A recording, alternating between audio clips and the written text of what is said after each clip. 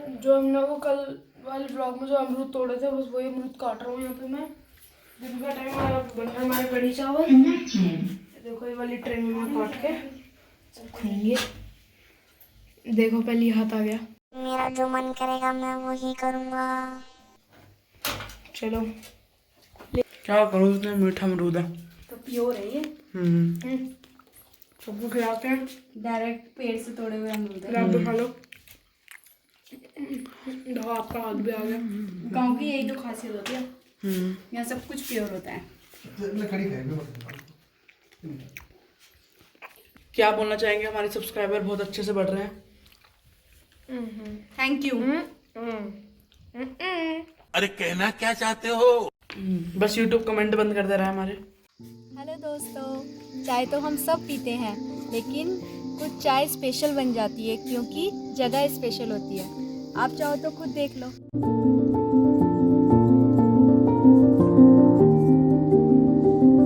चाय हमने पी ली है।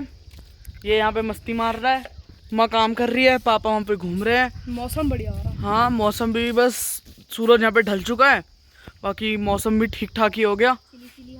हाँ हवा चल रही है, ठंडी ठंडी सी। मौसम एकदम चेंज हुआ ना, थोड़ा सा हवा एकदम से बदली है क्योंकि दिन में गर्मी थी, धूप थी। हाँ धूप डली है और दिन में तो बंदर भी आया था यहाँ पे। हम काटने वाला। हाँ वो रहा देखो मंदिर नीचे है ना। अरे पर एक बात बताओ, ये मंदिर का इतिहास क्या है? गांव का भी मतलब किसका, मेरे से पूछ रहे हो बेटा? हाँ कौन, कहाँ लगाया फोन? आपका क्या नाम है? हमसे क्या काम है? मतलब क्या क्या जाना, किस चीज के बारे में जानना चाहते वो नीचे जो मंदिर है, नीचे वो बेटा आपको पता है ना, हमारे श्री नरसिंह भगवान जी का मंदिर है वो, जो और विष्णु के अवतार है। ये जो गांव है पूरा, गांव का बारे में क्या, देखो गांव हमारा बड़ा समृद्ध गांव है और अभी मजा आएगा ना भिड़ो। का इतिहास बड़ा गौरवान्वित करने वाला इतिहास रहा है। जैसे कि किसी ज़माने में इस गांव से डीएम निकले हैं, आईएएस ऑफिसर जिनको बोलते हैं हम लोग, वो निकले हैं, उनके बच्चे भी आईएएस निकले हैं और इस गांव में बड़े बड़े महापुरुष दिए हैं। पुराने ज़माने की जैसे बात करें, आईएएस निकले थे यहाँ से, गाँव की अगर हम बात करते हैं आईएएस दिए हैं यहाँ से, सूबेदार, कर्नल, जनरल सब बने हैं। और नई पीढ़ी की हम बात करें तो आपके चाचा श्री डॉक्टर विमल ढोंडियाल, अब जानते हो, तो ऐसे महात्मा यहाँ से निकले हैं। तो गांव का बड़ा इतिहास बड़ा गौरवान्वित रहा है।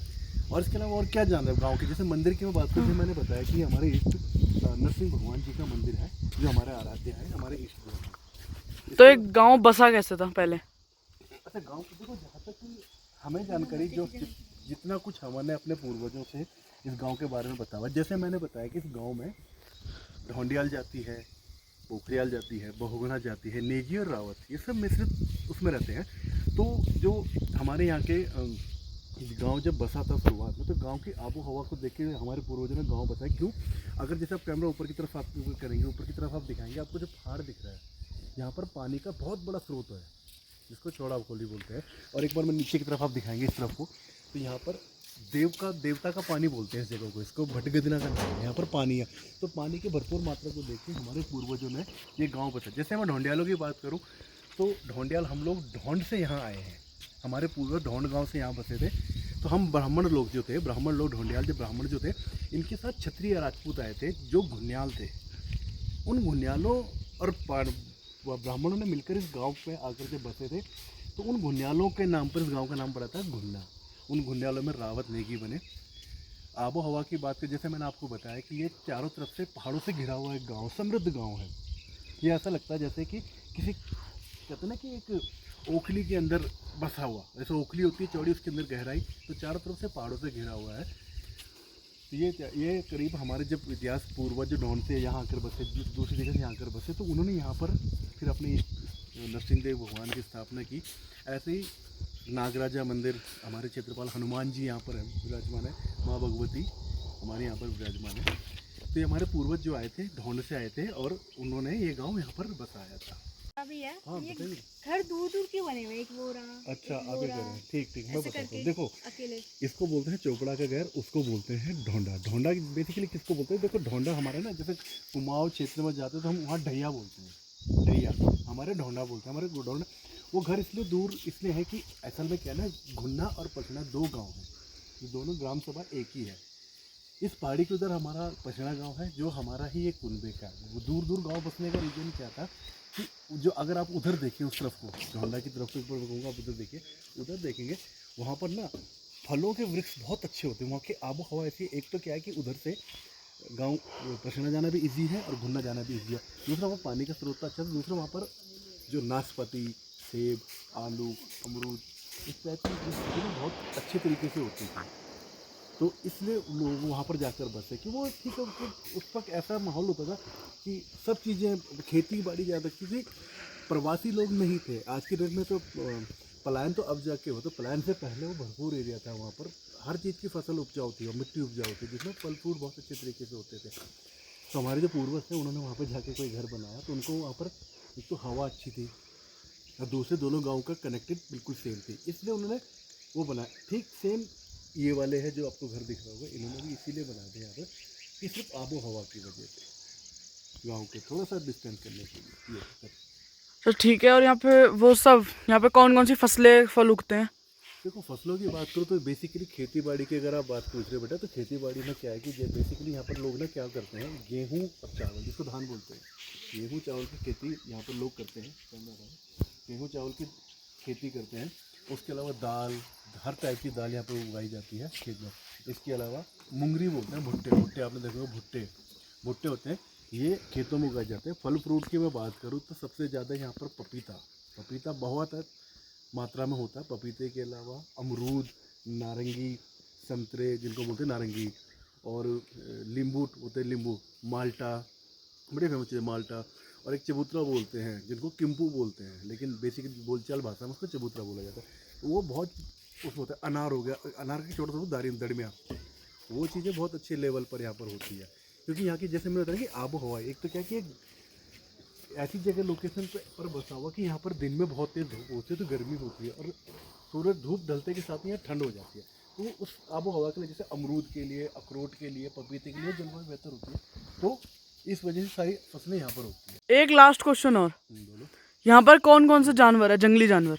बेटा देखो, जैसे मैंने बताया अगर ये पहाड़ है तो पहाड़ तो जंगल है, तो पहाड़ जंगल में जानवर होते हैं। बेसिकली उत्तराखंड के इन जंगलों में ना आपको जंगली सूअर, बंदर और गूणी जिनको बोलते हैं, लंगूर जो होते हैं, लंगूर काले मुंह वाले, वो मिलेंगे। इसके अलावा खतरनाक जानवर बात करें तो यहाँ पर हिरन भी है, काकड़ बोलते हैं बेसिकली को, हिरन की एक प्रजाति काकड़ वो होते हैं। कुत्ते बहुतायत में मिल जाते हैं। और अगर उससे बड़ी बात करूँ तो तेंदुआ, गुलदार जिसको बोलते हैं, गुलदार का बहुत बड़ा आतंक है यहाँ पर। गुलदार भी ऐसा है कि जंगल तक सीमित है, लेकिन कुछ मानवीय गतिविधियों या छेड़छाड़ के कारण उनका हस्तक्षेप मानवीय जीवन में भी अब बहुत ज़्यादा हो रहा है। तो अगर मैं रिस्की जानवर की बात करूँ तो यहाँ पर गुलदार बहुत है। उनको थोड़े गांव के बच्चे मिल गए हैं। कौन से स्कूल में जाते हो तुम? मगेरी कहाँ पर है? ऊपर बरोड़ा साइड। कैसे जाते हो? पैदल। पैदल? कितना टाइम लगता है? 1 घंटा। तो कौन सी क्लास अकेले जाते हो दोनों? तीनों? नहीं, ये अलग है, मैं अलग। अच्छा, ये तुम कौन से स्कूल में जाते हो? मान का स्कूल। कहाँ पर है? पावा। पाबो है, पाबो? मासा रोड पे। वो भी पाबो? कैसे जाते हो? स्कूटी से पापा छोड़ते हैं। अच्छा। और कितने बजे का स्कूल है? बनी क्या कर रहे? 8। जला दिया? 8? जला ले। और छुट्टी कितने बजे होती है? 2। 2 बजे? पेड़ में मत जला अच्छा, उसको। कौन सी क्लास में? कौन सी क्लास में? और तू? मैं 3rd में। और वो 8th में? इस टाइम रात के 10 बज रहे हैं और गांव में देखो कितना सुनसान हो रखा है।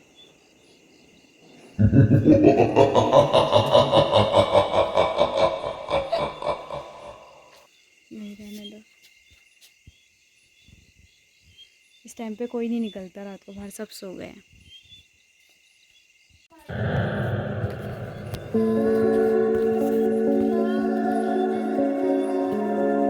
रात हो चुकी है, अब हम जाएंगे नीचे। मैं नीचे जाके करूँगा वीडियो एडिट, जो आपको कल मिल जाएगी। तो अब हम कल मिलेंगे किसी नए इतिहास के साथ।